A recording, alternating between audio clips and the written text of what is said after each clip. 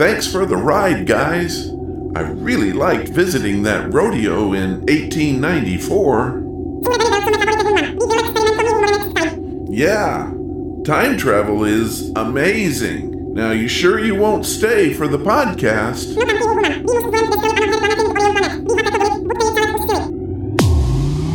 Okay then, maybe next time.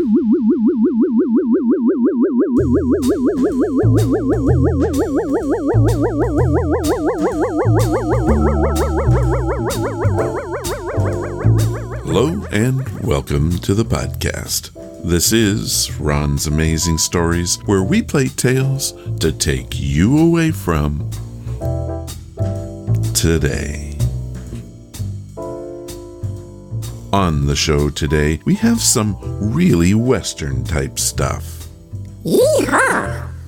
We take a look at the podcast news, debut a new Western OTR series, and Big Jimmy Calhoun tells us a story from his great-grandpa's journal. Do you need some more? Please, sir. I want some more. We have more. How about another full segment of Johnny, is this true? But it wouldn't be a podcast if we didn't have a 5-minute mystery.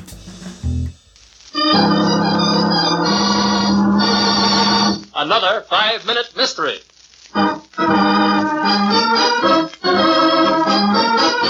This 5-minute mystery is being brought to you by Too Much Air. Have you ever had bad air? Or maybe had to clear the air between you and a friend?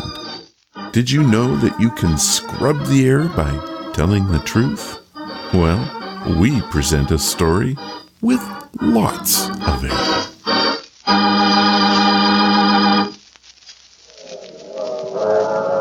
Hello, Andy. Just found out you were traveling with me. What do you want, Thomas? This is a private compartment. Now, is that the way to greet your ex-partner? Beat it, you crook. I'm through with your double dealing. Yeah, what about that dough you owe me from the last take?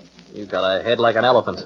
Blow, brother. The air's getting bad in here. Yeah? Well, let me open the window then. I'll clear it out. Hey, are you crazy? You'll blow us out of here. Okay, Andy. Here you go. Let go of me, you... Good fellow, Andy. Just a few seconds, we'll be in the tunnel where it's nice and dark. And then I'll give you all the fresh air you want. Just a minute now, and we'll be there. Okay. There you go.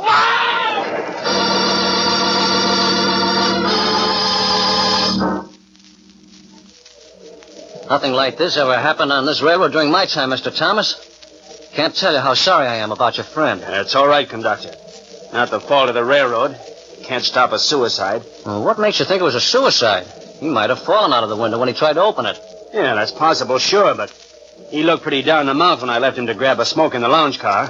Well, why can you smoke in the compartment? That's the advantage of having one these times. Andy, my friend was a little touchy about the air in there, so I came out. Well, what happened after you went out for a smoke? Well, I got into a business conversation with a few of the gentlemen in the lounge, but after a while, I figured I'd better be getting back to the compartment to see how Andy was getting along. As I came into the aisle next to the drawing room cars, we came into the tunnel. I knew that Andy's room was only 3 doors away, so I felt my way along in the dark to his door. When I opened it, I felt a sudden rush of air in the room. I closed the door and tried to find the light switch, but I couldn't. The train was still in the tunnel? Yeah. I lit a match and saw that the window of the train was wide open. Andy's coat and hat was on the seat and his bag was on the rack. But he was gone. Oh, I see. Well, that'll be sufficient, Mr. Thomas. I have enough for my report. Okay. If you need me, I'll be in my compartment.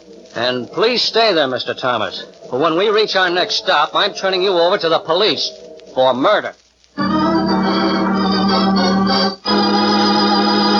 By what damaging slip in his story did Johnny Thomas prove to the conductor that he was the murderer of his former partner? In just a moment, we'll know. But first... As promised, lots of air to talk about today. Even a fun pun about air if you listened really carefully. What air did our conductor turn into a reason to suspect murder? I think the secret lies in the amount of air.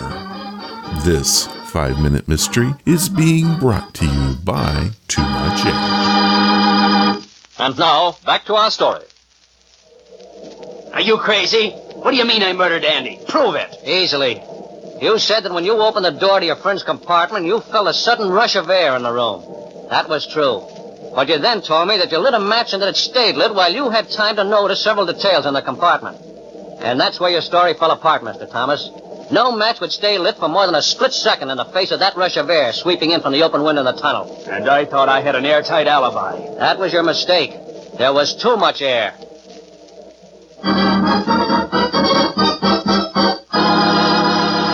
Foiled by a small detail. Dark tunnel equals dark cabin. Lots of air equals no match fire. I think they got the guy. By the way, did you notice that we really did have a motive this time? Revenge is a dish that is best served cold. Khan said that. This 5-minute mystery was brought to you by Too Much Air.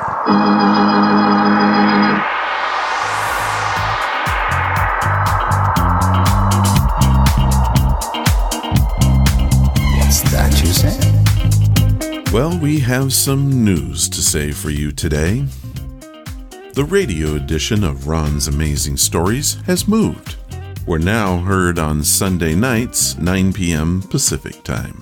At first glance, this may seem to be a setback. However, our show has been picked to be the kickoff of a full slate of old-time radio programs.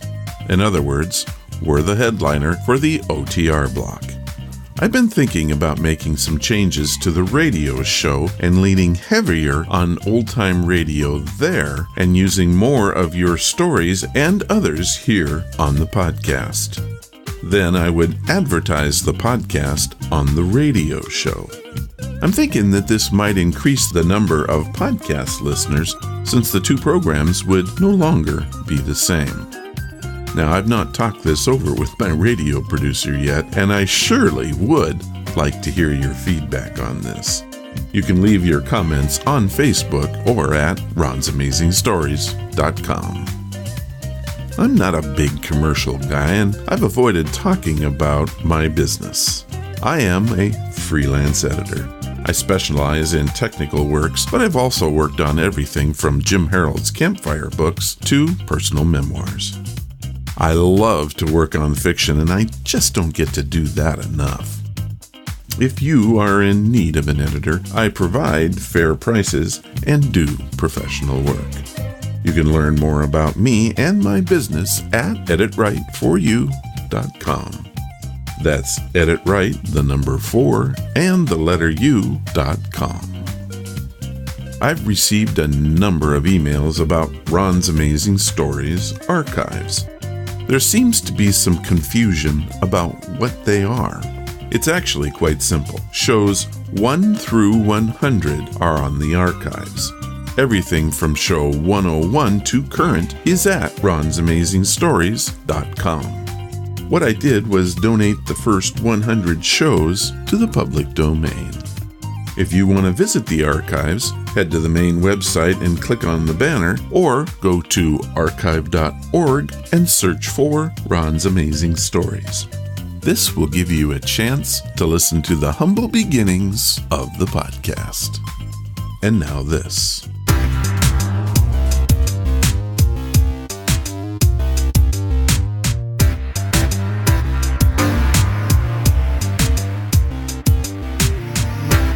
This week I promised a Western story, and we have something completely new to Ron's Amazing Stories. I came upon a gem of a show from the 40s called Hawk Larabee. This one has more Western cliches than Blazing Saddles. At first, I thought it was a juvenile Western, but the more I listened, the more I was convinced that it was actually aimed at adults. I'll let you figure that out on your own. Is it silly? Oh my, yes it is. But it grows on you as you listen. This Western adventure is set in 1840s Texas. Hawk is a lover, not a fighter kind of cattleman. The series tells the stories of men and women in the colorful drama of the American West. Now here's an odd fact. Barton Yarborough plays both Hawk and his sidekick Barney Phillips. something I have never seen before in old-time radio. Our tale is called Mountain Central Railroad, and it first aired on July 18th, 1947. Come along, folks, and listen for a spell. Here's Hawk Larabee with a tale to tell. I don't know about you, Hawk, but I'm plumb tuckered. That was a good day's work we just put in. Sure was, Somber. Looks to me like we darn near worked ourselves out of a job. How do you mean? Well, that much buffalo meat will keep a track crew going for a week or more. By that time, they'll be laying track to the end of the line at Empire City. But if we were... Hey, wait a minute, Somber. Oh, take a look over yonder. What you make out of that? Well, I'll be... That's smoke. Well, lots of it over by Dutch Hill. Probably another brush fire. That darn steam engine throws enough sparks to burn up the whole prairie. That ain't no brush fire, Somber. That's too black. There's too much of it. Well, what do you make of it, then? I don't know, but I don't like it. Come on, let's get a look.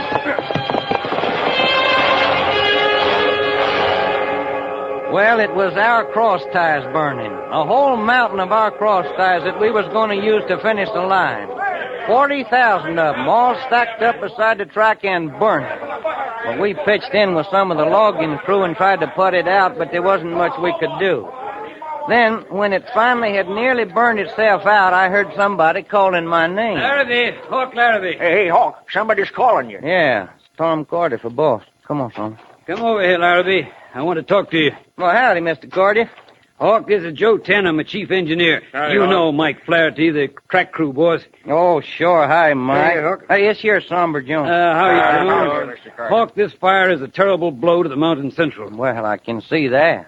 We're completely stalled unless we can get more cross ties. Well, what do you figure caused the fire? I don't know. I wish I did. Well, I figure it was just the carelessness of some logger. I don't know about that, Tanner. I smelled the smoke, and there was a coal oil smell to it. What do you mean, Larabee? You figure somebody deliberately set him on fire? Oh, I wouldn't say for sure, of course, but I do know coal oil when I smell it. Hey, Hawk's right. I smell it, too. Yeah, and I wouldn't put such a thing past Brett Shannon, Cardiff. He'll stop at nothing to beat us into Empire City. Well, maybe you're right, but we got no proof. And besides, we don't have time to get any.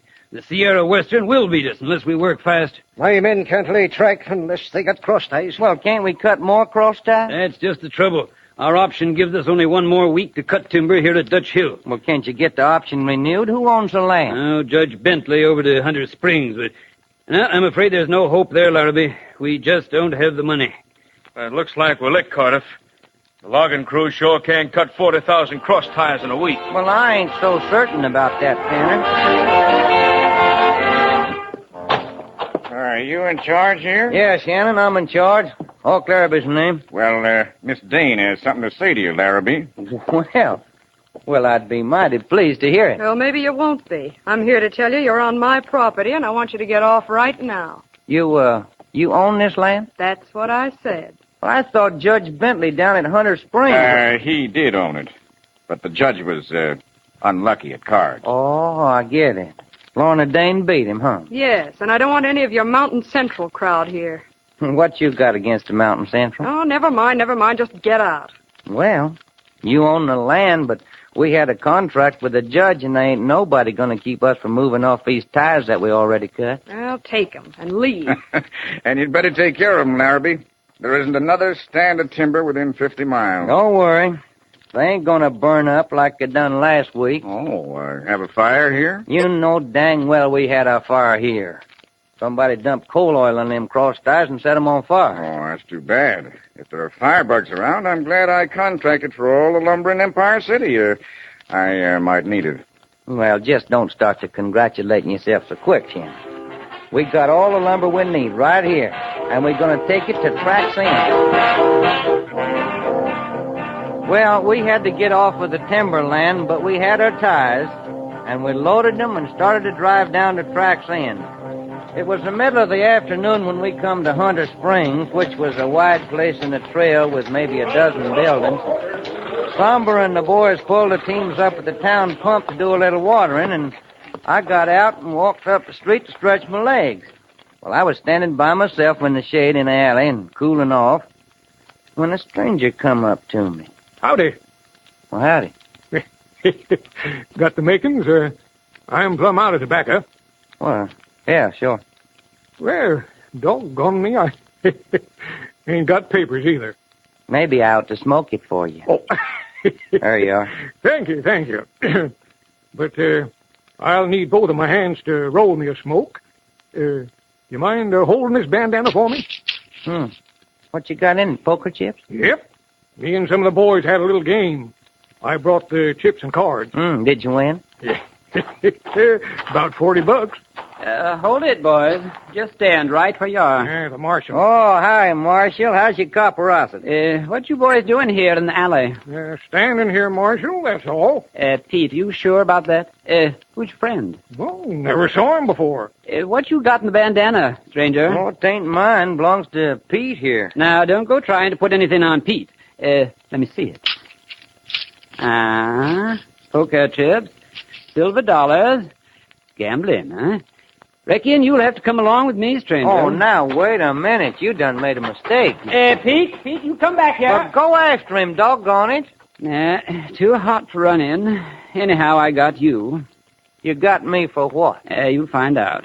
Lucky thing, Judge Bentley's in town. Oh, the Judge Bentley that owns the Dutch Hill? It did own it.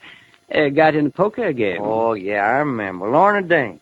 Judge don't mind. He's got more land he knows what to do with. What's your trouble, Hawk? I'm darned if I know, Somber. You get the wagons to rolling. Mike needs them tires pronto. Sure, Hawk, but how about you? Don't move them wagons, that's all. They're staying put till we see the judge. You ain't got no right to do that, Marshal. You open your mouth again, and I'll run you in for disturbing the peace and defying the law. Now, stay with the wagons, Somber. And don't let nobody get their hands on them tires. Don't worry, Hawk. I won't. All right, come on, Marshal. Let's get this thing over with. Don't be in such a gall-darn hurry. We got all day.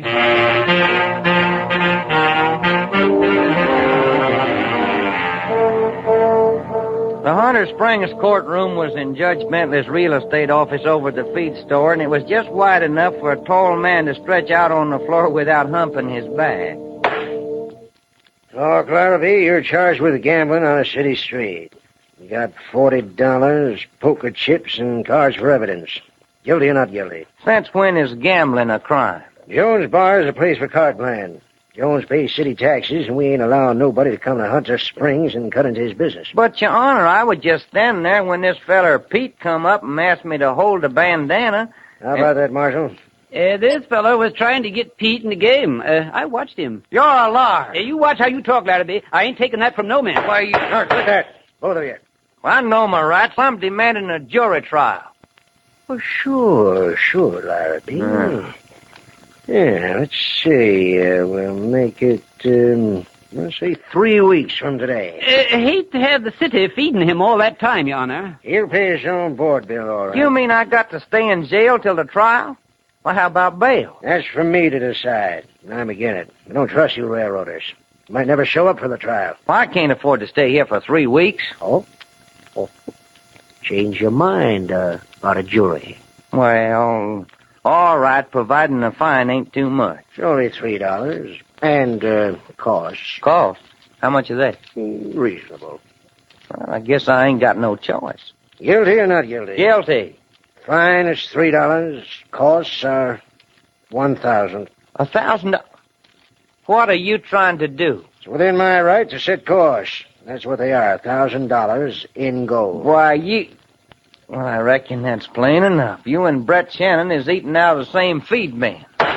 That'll be $500 extra for contempt of court. Well, where am I going to get $1,500 at? Get it from Tom Cardiff. Those ties ain't to be moved till you bring in the money. But we've got to have them ties. Should have thought of that before you come into Hunter Springs and broke the law. Oh, the law. Folks must have been plumb loco to elect you judge. Nobody elected me. I appointed myself. I run this town, and what I say goes. Now, I'm beginning to see that. I'm doing you a favor letting you go to raise the money. All you want is the ties. How much is Shannon paying you for them? You want another $500 tacked onto that fine? I'm sorry, Judge. I'm going peaceable. See that you do. And if that money ain't here by sunup, the ties are confiscated.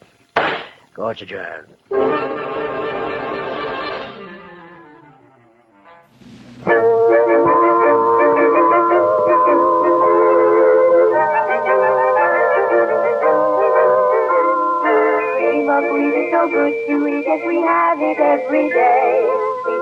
song, it will make us strong, and it makes us shout, hooray! It's good for growing babies and grown-ups too to eat.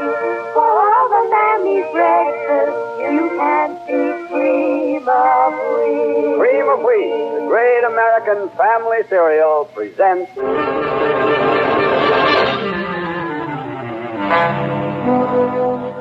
Well, it looked like the Mountain Central was getting it from both barrels. At Track's End, I faced Joe Tanner in his office and told him bad news. I'm glad Cardiff isn't here. He'd only worry. Only thing to do is to get that money. Either that or ride in and take them ties. I won't sanction violence. Well, then we got to get the money. That'll have to come from Cardiff. May take 2 or 3 days. Yeah, I shouldn't have given in to that town marshal. But sometimes messing with the law don't get you nothing but trouble. You took the wise course, Larabee. Yeah, I don't know. Once we defy the law, we're whipped. Looks to me like we're whipped anyhow.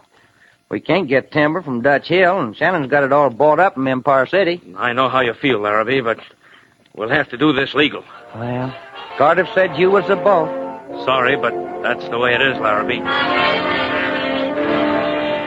Later that evening, me and Somber Jones and Mike Flaherty had a talk out back of the work train.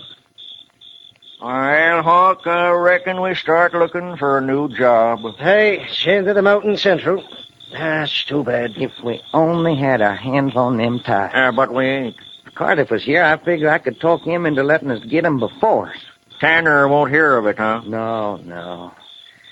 There was only some way of tying up the Sierra Western until we could get them cross ties. Tying up the Sierra Western? Yeah, if they couldn't work for a few days, we could wait for Cardiff to send the money and pay the fine. Oh, I got an idea. Something tells me it's going to be mean risking my life and my limb. What is it, Mike? Me brother Sean works for the Sierra Western. Well, I don't reckon he can help us none. There was something he told me. Brett Shannon has things fixed over the Sierra Western so that he's got to be there every day. Well, ain't nothing strange about that. He's a boss. Yes, I know. But the men are paid each evening. They're paid every day they work? Every day. I never heard about a deal like that. Well, it was Shannon's idea. He runs most of the gambling outfits that follow the Sierra Western. Instead of his men losing their money once a month, he gets it back every day. Sure. They never get a chance to spend nothing in a town. Now, by the time he takes out their board bill, they're broke. Well, what has all this got to do with us? Well, my brother Sean says the Sierra Western payroll is kept in the office car in a big safe. And Shannon's the only one with a combination? That's right. Now, if he was to disappear... Oh, the men wouldn't get paid, and it'd be the devil to pay. You mean kidnap Brett Shannon? Sure. Right out of his own camp? Track layers won't work unless they're paid, huh, Mike? And while Brett Shannon is gone, the Sierra Western will shut down. It's worth a chance. Oh, wait till I get my horse. You stay here, Mike. Turner won't miss me and Somber. What makes you think I'm going to risk my hide? I couldn't keep you away.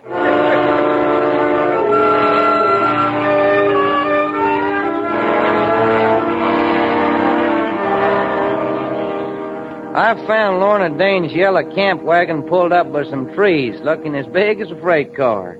There was a light showing inside, so I climbed my steps and walked right on in. What are you doing here, Larabee? I'm looking for Brett Shannon. Well, he's not here. Mind if I look around? I certainly do. This is my home. No one comes here unless they're invited.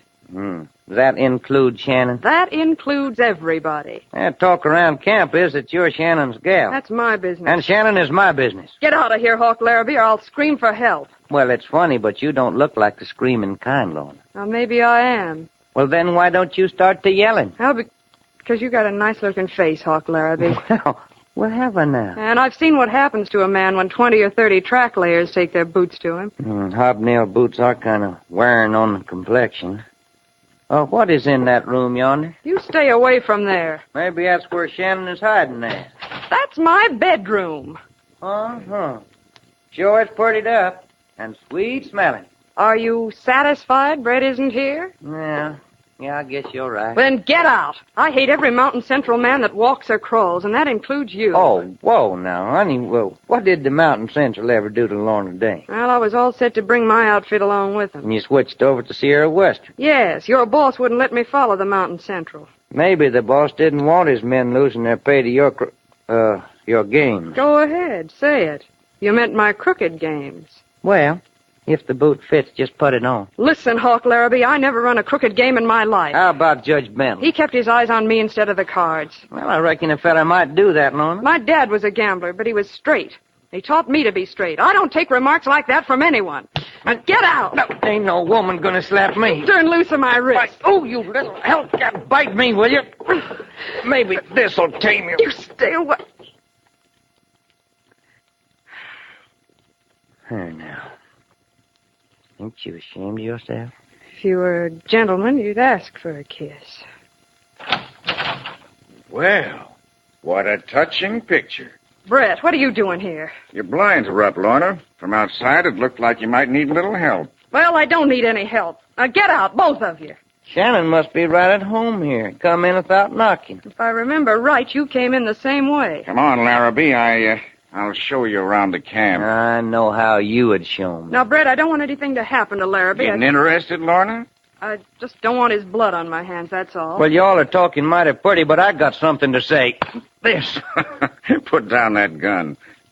Why, all I've got to do is stick my head out that door and yell. Stick your head out that door, you get it shot off. Well, what are you going to do? I'm going to take you to the Mountain Central camp. Some fellers over there is mighty anxious to find out who you paid to burn them cross ties. And how much you paid a no-count judge to frame me. Larabee, you're out of your mind. Wait a minute, Brett. I agreed to string along with you as long as everything was on the square. Well, Lorna, railroading isn't exactly a tea party. Then it is true. Thank you for telling us, Shannon. Yeah, but it won't do you any good, Larabee. You'll never be able to get me out of this camp without us being seen. Oh, I won't, huh? Lorna, you hankering to do any traveling? Traveling?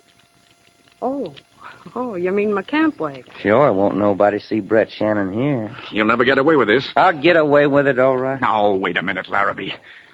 Maybe we can come to an understanding. All right, fix it so's I can get them ties. You go to the devil. That's my ace in the hole, and I'm not giving it to you. What's going to happen tomorrow night when you ain't here to open that safe? Well, what about it? Track clears won't work unless they get paid. How do you know we pay every night? Oh, I got ways of finding out things, Shannon. You'll never live to get those ties, Larabee. I promise you that. Lorna, use that scarf to tie up Shannon's hand. Lorna, if you do that, What else can I do, Brett? Larabee has a gun.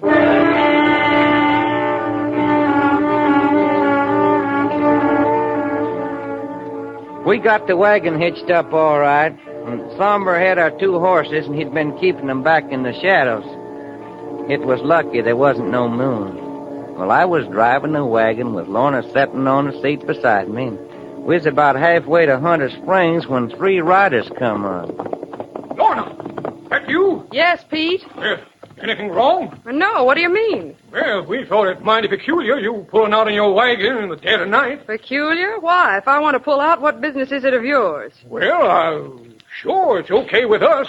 Only, we was wondering, have you seen Brett Shannon? What makes you think I'd seen him? I don't know. I just thought maybe he was with you. Well, I haven't seen him. Oh?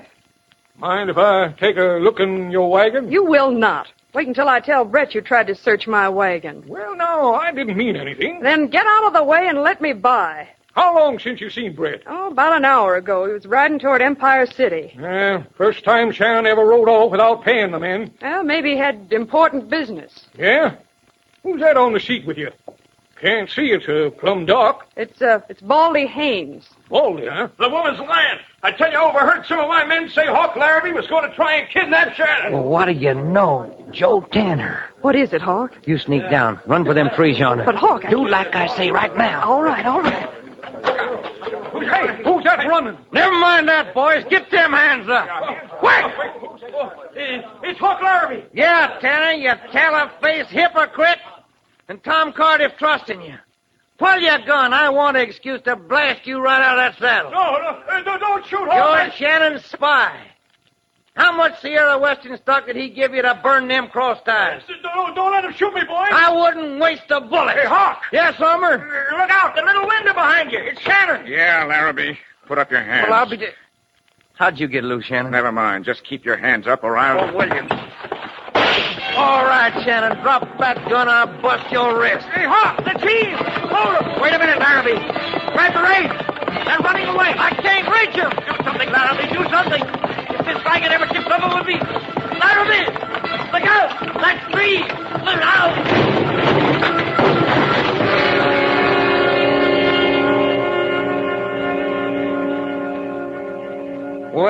At the last minute, I jumped, just before the wagon hit that tree. And when we pulled Brett Shannon out of the wreck, he was dead. Pete and the fella with him hightailed it when they seen Somber Jones turn up. And Joe Tanner lit up for the high country, and he ain't never been seen since.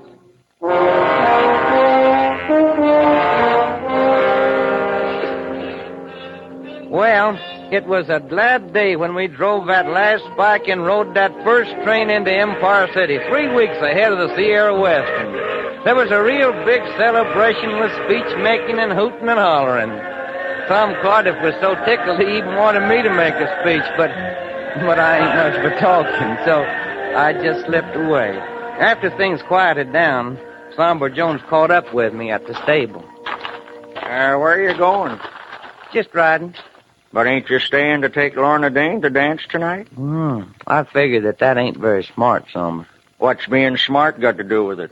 She's a right good-looking gal. She's sure got an eye on you. Yeah, but I'm carrying all my wages, Somber.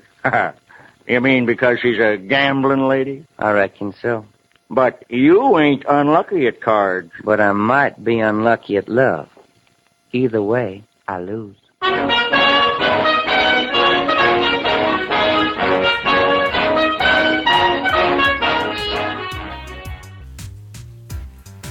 Good stuff, Maynard.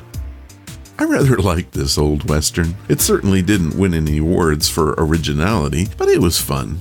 I am sad to tell you that only 8 episodes of this series remain.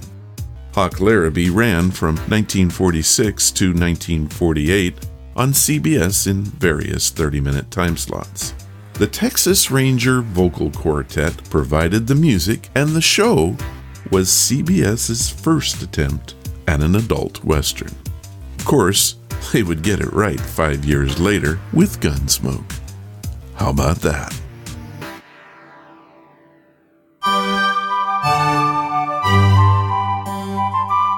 As read by.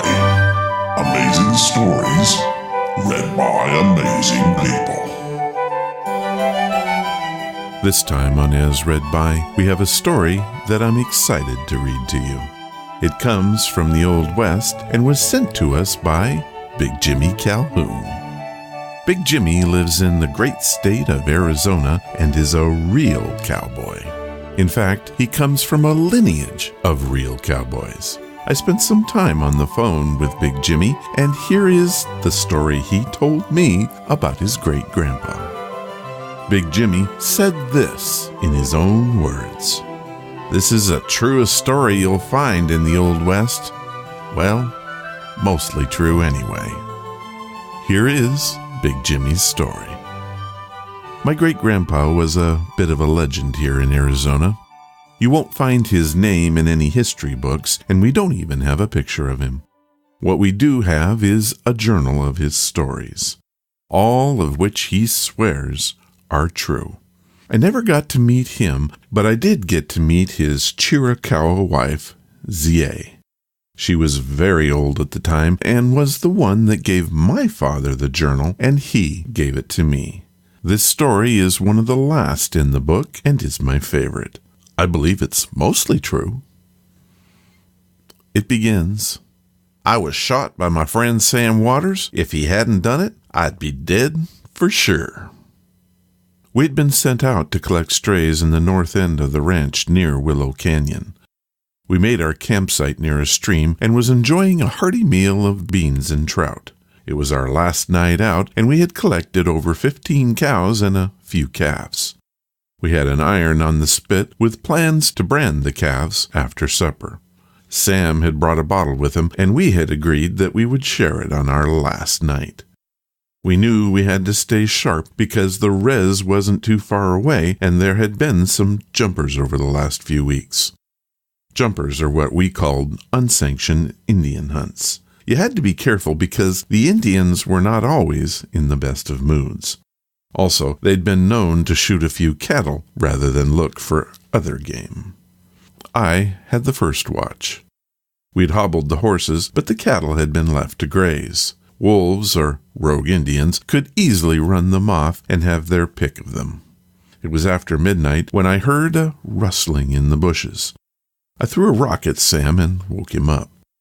I pointed off into the bushes, and he reached for his rifle. It was quiet. Too quiet, and we knew that there was gonna be trouble. We didn't know if it was gonna be Indian or wolves. I had just turned my back when the first howl rose into the night. The cattle all raised their heads and were off. Sam yelled, "Stampede!" and a pack of hungry wolves appeared, nipping at the cattle's hooves. All of this would have been fine. We would have collected what was left, and in all likelihood, the wolves would have just taken the calves rather than try to bring down a 400-pound cow. The problem is that the cattle were all heading straight to me. I was turned around and didn't see the danger until it was too late. Sam took aim with his Winchester and shot me straight through and through the shoulder. The impact knocked me sideways over a rock, and the cattle changed their direction. The herd missed me by only a couple of feet. The bullet had gone right through me, leaving a neat hole, which Sam quickly closed with whiskey and the hot branding iron. As it turned out, I was branded that night and still carry the scar to this day. Well, there you have it. Straight from Big Jimmy Calhoun. This is a mostly true story brought to you by Ron's Amazing Stories. My thanks to Jimmy for sharing it with us. It was great fun talking with you, and we have to do it again sometime. Another journal entry, perhaps? If you want to hear your story on Ron's Amazing Stories, just do it. Go to ronsamazingstories.com, click on the Contact tab, fill out your story, or tell me that you've got one, and guess what? We get to hear what you got to tell us. Wouldn't that be great to have your story read online, or, hey, read it yourself? I just received this email not too long ago. Hi, Ron, I love your show. Thanks for your hard work. My 14-year-old daughter recently participated in a Young Writers and Artists Festival. She wrote a short story and got very good reviews from the event judges. Would you be interested in telling her story on your show? Thanks. Well, that was from Emily, and guess what? We got together, and that story is coming up on Ron's Amazing Stories in the next few weeks. So you just got to do it. Just know that your story is good enough, and you need to tell it. Thanks for listening.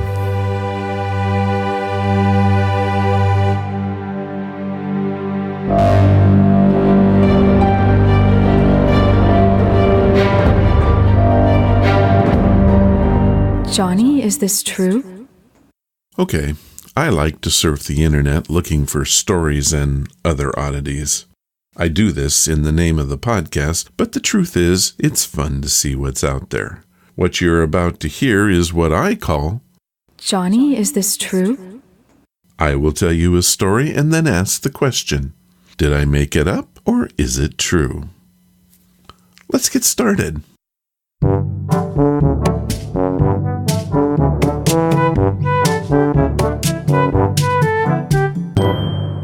Our first story comes from my home state of Washington.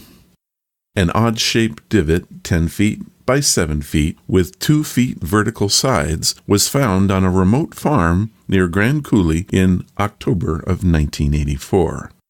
It had not been there a month earlier. This 3-ton grass-covered earth divot fit a hole some 75 feet away. It was almost as if the divot had been removed with a gigantic cookie cutter, except that the roots dangled intact from the vertical side of both hole and slab. There were no clues such as vehicle tracks, and an earthquake was thought highly unlikely. Is this giants playing golf or a real story? If you said it was the truth, you got it right. Science had no explanation for this, and it remains unsolved. In March of 1889, Micah Spencer was walking by the Bunker Hill Monument in Boston. He fell to the ground dead in a pool of blood. Police suspected foul play because a musket ball was embedded in the top of his head. However, there was no way to account for how he'd been shot. No vantage point at the scene could have been used, and no gunshot sound had been heard by witnesses to the event. Did this story happen? No, I made it up. This one was done with just the tiniest bit of research. Jake from Millstone Creek was driving home from a football game he had just attended. He was trying to get home in time to watch the post-game show. He was interested in the stats from the game, and he lived very close by. When he got home, he found that the pregame had just begun. He was not watching a recording, and it was not tape delayed. He immediately called a friend and was told by his friend's wife that her husband had just left for the game. He drove back and found that, indeed, the game was over. Is this total football gunk, or is it true? I made this one up and enjoyed doing it. While on holiday, a woman heard two voices in her head telling her to return home immediately. Back in London, the voices gave her an address that turned out to be a hospital's brain scan department. The voices told her to ask for a scan as she had a brain tumor and her brain stem was inflamed. Though she had no symptoms, a scan was done and she indeed had a tumor. Too much, or is this one true? Well, according to the British Medical Journal, 1997, a patient referred to as AB went through this. After an operation, AB heard the voices again.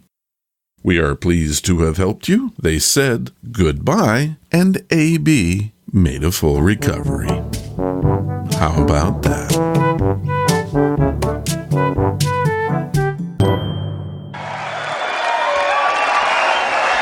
This is the city.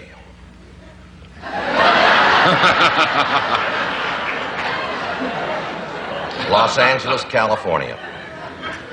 Some people rob for pleasure. Some rob because it's there. You never know. My name's Friday. I'm a cop. I was working the day watch out of robbery when I got a call from the Acme School Bell Company. There'd been a robbery. There's been a robbery. Yes, sir? What was it? My clappers.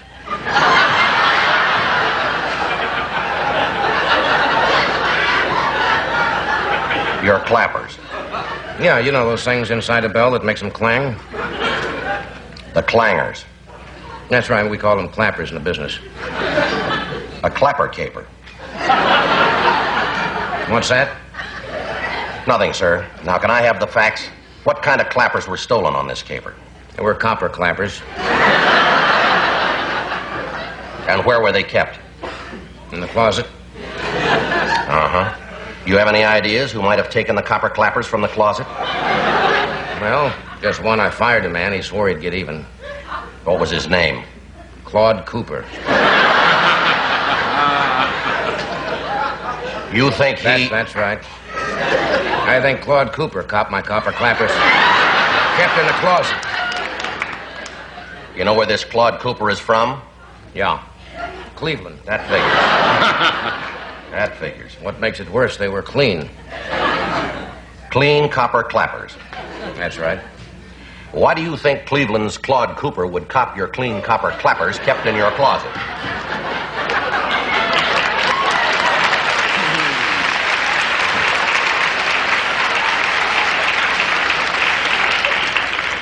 Only one reason. What's that? He's a kleptomaniac. Who first discovered the copper clappers were copped? My cleaning woman. Clara Clifford. That figures. Now let me see if I got the facts straight here. Cleaning woman Clara Clifford discovered your clean copper clappers kept in a closet were copped by Claude Cooper, the kleptomaniac from Cleveland. Now, is that about it?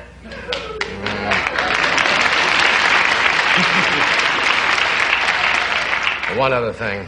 What's that? If I ever catch kleptomaniac Claude Cooper from Cleveland who copped my clean copper clappers from kept in the closet... Yes? I'll clobber him.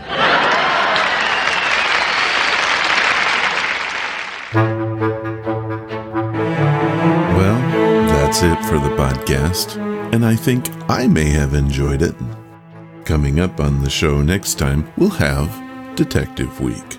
Also, later this month, I have an interview with fantasy author J.D. Horn.